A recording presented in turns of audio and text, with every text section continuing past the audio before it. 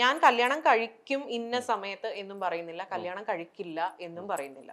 It will happen. അത് നടക്കേണ്ട സമയത്ത് അത് നടക്കും, അത്രേ ഉള്ളൂ. ഇത് നിലവിലെ സംഭവിക്കട്ടെ, അതിനായിട്ടുള്ള പ്ലാനിങ് പരിപാടികളൊന്നുമില്ല, മാത്രമാണ്. ബ്രോ, പ്ലാനിങ് പരിപാടി എന്ന് പറഞ്ഞു കഴിഞ്ഞാൽ ഞാനിപ്പോ ഇന്ന് പറയാണ്, എന്റെ ഈ ദിവസം ഈ മാസം ഞാൻ കല്യാണം കഴിക്കും. അതിന് ചെറുക്കൻ എവിടെ? ചെറുക്കനെ കൊണ്ടുവരൂ, ബാക്കി കാര്യങ്ങൾ റെഡിയാക്കൂ. അങ്ങനെ നമ്മളൊക്കെ എങ്ങനെ പറയാ? അത് ഇറ്റ് വിൽ ഹാപ്പൻ. അതിന്റെ സമയമാകുമ്പോ ഇറ്റ് വിൽ ഹാപ്പൻ. ആരും ഈ സൊസൈറ്റി പ്രഷർ ഇട്ടിട്ടോ വീട്ടുകാർ പ്രഷർ ഇട്ടിട്ടോ ഒന്നും, അതിപ്പോ എന്റെ കാര്യത്തിൽ നിന്ന് മാത്രമല്ല കേട്ടോ, ഞാൻ ഒരുപാട് കാര്യങ്ങള് ആൾക്കാര് അനുഭവിക്കുന്നതൊക്കെ കാണുന്നുണ്ട്. ലൈക്ക് ഇപ്പോഴും അതായത് ഇപ്പോഴും ചില കുട്ടികള് ഈ 21, 22 വയസ്സ് കഴിയുമ്പോ തന്നെ അയ്യോ കല്യാണം കഴിക്കണ്ടേ, അവർക്ക് ഇത്രയും പ്രായമായി. എന്ത് പ്രായമായി? ഇത്രയല്ലേ, ചെറിയ കുട്ടികളല്ലേ. ഈ പ്രായം ആണോ ഇതിന് മാനദണ്ഡം, അതോ അതല്ലാതെ? അല്ലല്ലോ, അല്ല. ഒരു ആൾക്ക് എപ്പോ കല്യാണം കഴിക്കണം എന്നുള്ളത് ആ ആളുടെ ഫ്രീഡം ആണ്. ആ വ്യക്തി തീരുമാനിക്കട്ടെ. ആ വ്യക്തി എപ്പോഴാണോ സന്തോഷിക്കേണ്ടത്, എപ്പോഴാണോ സന്തോഷമായിരിക്കേണ്ടത്, എപ്പോഴാണോ അതിന്റെ റൈറ്റ് ടൈം വരുന്നത്, ആ വ്യക്തി അപ്പോൾ അതിന് ഡിസൈഡ് ചെയ്യട്ടെ. ശരിക്കും ഒരാളായിട്ട് കണ്ട് പരിചയമായി സംസാരിക്കാനൊക്കെ it actually takes a lot of time for me. അപ്പൊ ഈ പബ്ലിക് പ്ലേസിൽ വന്നു കഴിഞ്ഞാൽ ആളുകൾ തിരിച്ചറിയരുത് എന്നാണ് ആഗ്രഹം. എന്റെ ഉള്ളിന്റെ ഉള്ളിൽ അത് തന്നെയാണ്. അങ്ങനെയാണ്. ഇത്രയും ഒരു സെലിബ്രിറ്റി ട്രാക്കിൽ വന്നു, ഇത്രയധികം വർഷമായിട്ട് ഇൻഡസ്ട്രിയിലുണ്ട്, എന്നിട്ട് പോലും അങ്ങനെയൊക്കെ പറഞ്ഞു കഴിഞ്ഞാല് ഇപ്പൊ പണ്ട് പറഞ്ഞിട്ടുണ്ട്, നെസ്റ്റുമൊക്കെ ലുലുമാളിൽ പോയിട്ടുള്ളത് പറഞ്ഞിട്ടിട്ടുകൊണ്ടാണെന്നുള്ളത്. ഇതേ ചോദ്യം രാജുവിന്റെ അടുത്ത് ഒരിക്കൽ ചോദിച്ചപ്പോ രാജേട്ടൻ പറഞ്ഞു, ഞാൻ ഈ ഹൈറ്റും വെച്ചിട്ട് പറഞ്ഞിട്ട് പോയി കഴിഞ്ഞാൽ ആൾക്കാർ ഓടിയെത്തുന്നു പറഞ്ഞു. അതേപോലെ ഈ അങ്ങനെ എന്തെങ്കിലും കടുങ്കൈ ചെയ്തിട്ടുണ്ടോ? ഇല്ല, ഞാൻ അങ്ങനെയൊന്നും എവിടെയും പോയിട്ടില്ല. പക്ഷെ ആൾക്കാര് തിരിച്ചറിയുമ്പോ in a way I am blessed കേട്ടോ. ഇൻ എ വേ ഞാൻ ആലോചിക്കുമ്പോ എത്രയോ പേര് ആഗ്രഹിക്കുന്ന ഒരു കാര്യമായിരിക്കും. അപ്പൊ അങ്ങനെ ആലോചിക്കുമ്പോ I feel I should be grateful, I should be happy about this എന്ന് ആലോചിക്കും. പക്ഷെ അറ്റ് ദ സെയിം ടൈം വളരെ പ്രൈവറ്റ് ആയിട്ട് ഉള്ള ഒരു വ്യക്തി ആയതുകൊണ്ട് എവിടേക്കോ ആ ഒരു പ്രൈവസി, ആ ഒരു ഫാക്ടർ നഷ്ടമാകുമ്പോ ഒരു ചെറിയൊരു സങ്കടമൊക്കെ തോന്നാറുണ്ട്. മെല്ലെ അതിലോട്ട് പോവും ചെയ്യും അല്ലേ? അതെ അതെ അതെ അതെ. ഞാൻ അവിടെ ഒറ്റയ്ക്ക് താമസിക്കുന്ന ആളാണ്. അപ്പം when I'm at home, I'm in my own world and nobody will know what I'm up to. മനസ്സിലായോ? ഞാൻ വീട്ടിലെ ജോലി ഫുള്ള് ചെയ്യും, എല്ലാ കാര്യങ്ങളും ഞാൻ തന്നെ ചെയ്യണ്ടേ. പിന്നെ ഓഫ് കോഴ്സ് ഫാമിലി അവിടെ വന്നിട്ടില്ല.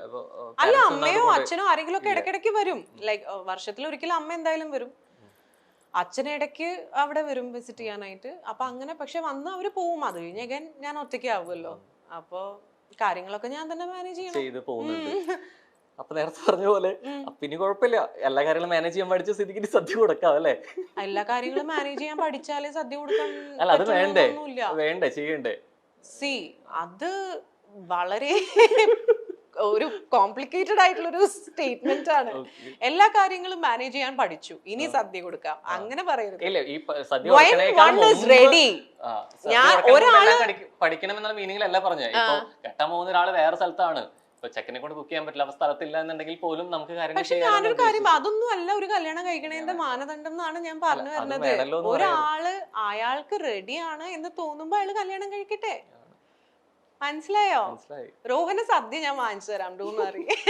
ഈ ഇന്റർവ്യൂവിന്റെ പേര് സദ്യ എന്നാക്കിക്കോ, അതായിരിക്കും നല്ലത്. സദ്യ കിട്ടുമെന്നുള്ള രീതിയിൽ നമ്മള് നേരത്തെ പറഞ്ഞ പോലെ തുടങ്ങി വന്നു, പാട്ടുകാരായിട്ട് വന്നു, പിന്നെ ആങ്കർ ആക്ടർ എന്നുള്ള ട്രാക്കിൽ പോയി. എന്നിട്ട് എപ്പോഴാണ് നമ്മുടെ മനസ്സിലുള്ള ആഗ്രഹം പോലെ ഗായികയായിട്ടുള്ള അത് സംഭവിച്ചത്? എപ്പോഴായിരുന്നു ബ്രോ ഗായികയായിട്ട്? ഒരു പ്ലേ ബാക്ക് ഒരേ ഒരു പാട്ട് ഒരു സിനിമയിൽ പാടിയിട്ടുണ്ട്, അത് മാത്രമാണ് നടന്നിട്ടുള്ളത്. സോ അത് നടക്കുന്നത് വളരെ യാദൃശികമായിട്ടാണ്. ഞാൻ ഒരു ദിവസം ഹൈദരാബാദ് ഷൂട്ടിന് പോകാനായിട്ട് ഞാനും അമ്മയും എയർപോർട്ടിൽ, ഇത് പണ്ടത്തെ കഥയാണ് കേട്ടോ, ഇവര് ഇനിയിപ്പോ ഞാൻ പറയുന്നില്ല, ഇനിയിപ്പോ കമന്റ്സിന്റെ കാര്യം പറയുന്നില്ല. ഓക്കെ, ഞാൻ പണ്ട് അമ്മേനായിട്ട് എയർപോർട്ടിൽ ഇരിക്കുമ്പോ VKP കണ്ടു. VKP അപ്പൊ പറഞ്ഞു, എവിടെയായിരുന്നു, ഞാൻ ഇന്നലെ കുറെ രാത്രി വിളിക്കാനായിട്ട് നോക്കി കിട്ടിയില്ല. അപ്പൊ ഞാൻ പറഞ്ഞു, ഞാൻ ഉറങ്ങിയിട്ടുണ്ടായിരുന്നു, ഇന്നിപ്പോ രാവിലെ ഫ്ലൈറ്റിന് പോകണ്ടേ, ഒരു കാര്യം ചെയ്യേ, പോണ വഴിക്ക് ചെന്നൈയിലൊന്ന് നിർത്തിയിട്ട് പോവാം. അപ്പൊ ഞാൻ വെച്ചു, ചെന്നൈയിൽ എനിക്ക് ഹൈദരാബാദ് അവിടെ പോണം, ഷൂട്ട് ചെയ്തു. ഹൈദരാബാദിൽ നിന്നും കുറെ ദൂരമുണ്ട് ഷൂട്ട് കിടക്കുന്ന സ്ഥലത്തേക്ക്. അവിടെ പോകണം എന്ന് പറഞ്ഞു. അപ്പൊ എൻ്റെ അടുത്ത് പറഞ്ഞു കുഴപ്പമില്ല, ഒരു പാട്ട് പാടാനാണ്, മറ്റേ രതീഷ് വേഗയുടെ സ്റ്റുഡിയോയിലേക്ക് പോകണം, റെക്കോർഡിംഗ് ഉണ്ട്, ഒരു പാട്ട് പാടുന്ന ആവശ്യത്തിന്. പക്ഷെ ഞങ്ങളന്ന് തെലുഗു മൂവി ഷൂട്ടിനായിട്ട് ഹൈദരാബാദ് പോകുന്ന സമയമായിരുന്നു. അപ്പോൾ അതുകൊണ്ട് പോവാൻ പറ്റുമോ ഇല്ലയോ എന്നൊക്കെയുള്ള കൺഫ്യൂഷൻ. അപ്പോൾ അമ്മ പറഞ്ഞു ഇത് പാടാൻ കിട്ടുന്ന അവസരമാണ്, പ്ലീസ് ഡോണ്ട്, നമുക്കിത് എപ്പോഴും കിട്ടില്ല, പിന്നെ കിട്ടിയിട്ടുമില്ല. അപ്പോൾ അവിടെ ചെന്നൈയിൽ പോയി, ഓൺ ദ വേ ചെന്നൈയിൽ പോയി നമ്മൾ പാടി. അന്ന് അദ്ദേഹത്തിന്റെ സ്റ്റുഡിയോയിലായിരുന്നില്ല, അദ്ദേഹം എവിടെ പറഞ്ഞു വെച്ചിട്ടുണ്ടായിരുന്നു. അപ്പം നമ്മൾ അവിടെ പോയി റെക്കോർഡ് ചെയ്ത് അവിടെ നിന്ന് പിന്നെ ഷൂട്ടിന്റെ അവിടെ പോയി വലിയ പ്രശ്നമൊക്കെ ആയിരുന്നു. മലയാളികൾക്ക് ഏറെ പ്രിയപ്പെട്ട നായികയാണ് മീര നന്ദൻ. ദിലീപിന്റെ നായികയായി മുല്ല എന്ന സിനിമയിലൂടെ വെള്ളിത്തിരയിലേക്ക് എത്തിയ നടിയാണ് മീര. ആദ്യ സിനിമയിലെ നായിക വേഷത്തിലൂടെ തന്നെ ശ്രദ്ധിക്കപ്പെടാൻ മീരയ്ക്ക് സാധിച്ചു എന്നതാണ് ഏറ്റവും വലിയ കാര്യം. പിന്നീട് മലയാളത്തിന് പുറമെ നിരവധി ഭാഷകളിലും താരം നായികയായി എത്തിയിട്ടുണ്ട്. എന്നാൽ ഇപ്പോൾ ദുബായിൽ RJ ആയിരിക്കുകയാണ് മീര. നല്ല അവസരങ്ങൾ വന്നാൽ അഭിനയത്തിലേക്ക് മടങ്ങി വരാൻ താരം ഒരുക്കവുമാണ്. കഴിഞ്ഞ കുറച്ച് വർഷങ്ങളായി ഗ്ലാമർ ലോകത്ത് നിന്ന് മാറിയ നടി ദുബായിലെ ഒരു റേഡിയോയിൽ RJ ആയിട്ട് വർക്ക് ചെയ്യുകയാണ്.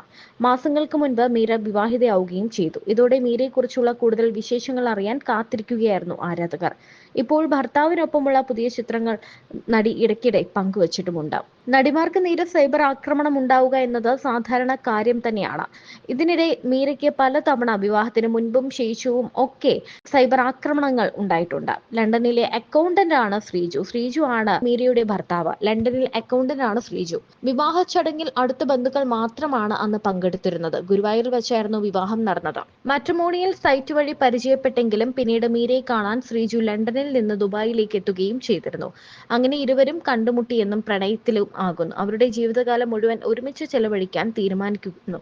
അങ്ങനെയാണ് നിരവധി പോസ്റ്റുകളിലൂടെയൊക്കെ വന്നത്. കൊച്ചി എളമക്കര സ്വദേശിയാണ് മീര നന്ദൻ. 2008 റിലീസായ മുല്ലയ്ക്ക് പുറമെ തൊട്ടടുത്ത വർഷം വാൽമീകി എന്ന ചിത്രത്തിലൂടെ തമിഴിലും 2011 ജയ് ബോലോ തെലങ്കാന എന്ന ചിത്രത്തിലൂടെ തെലുങ്കിലും 2014 കരോട്ട്പതി എന്ന ചിത്രത്തിലൂടെ കന്നഡയിലും താരം തുടക്കം കുറിച്ചിരുന്നു. ബ്രോ, പ്ലാനിങ് പരിപാടി എന്ന് പറഞ്ഞു കഴിഞ്ഞാൽ ഞാനിപ്പോ ഇന്ന് പറയാണ്, എന്റെ ഈ ദിവസം ഈ മാസം ഞാൻ കല്യാണം കഴിക്കും. അതിന് ചെറുക്കനെ കൊണ്ടുവരൂ, ബാക്കി കാര്യങ്ങൾ റെഡിയാക്കൂ. അങ്ങനെ നമ്മളൊക്കെ എങ്ങനെ പറയാ, അത് ഇറ്റ് വിൽ ഹാപ്പൻ. അതിന്റെ സമയമാകുമ്പോൾ ഇറ്റ് വിൽ ഹാപ്പൻ. ആരും ഈ സൊസൈറ്റി പ്രഷർ ഇട്ടിട്ടോ വീട്ടുകാർ പ്രഷർ ഇട്ടിട്ടോ ഒന്നും, അതിപ്പോ എന്റെ കാര്യത്തിൽ നിന്ന് മാത്രമല്ല കേട്ടോ, ഞാൻ ഒരുപാട് കാര്യങ്ങൾ ആൾക്കാർ അനുഭവിക്കുന്നതൊക്കെ കാണുന്നുണ്ട്. ലൈക്ക് ഇപ്പോഴും അതായത് ഇപ്പോഴും ചില കുട്ടികൾ ഈ 21-22 വയസ്സ് കഴിയുമ്പോ തന്നെ അയ്യോ കല്യാണം കഴിക്കണ്ടേ, അവർക്ക് ഇത്രയും പ്രായമായി. എന്ത് പ്രായമായി, ഇത്രയല്ലേ ചെറിയ കുട്ടികളല്ലേ. ഈ പ്രായം ആണോ ഇതിന് മാനദണ്ഡം, അതോ അതല്ലാതെ അല്ലല്ലോ? അല്ല, ഒരു ആൾക്ക് എപ്പോ കല്യാണം കഴിക്കണം എന്നുള്ളത് ആ ആളുടെ ഫ്രീഡം ആണ്.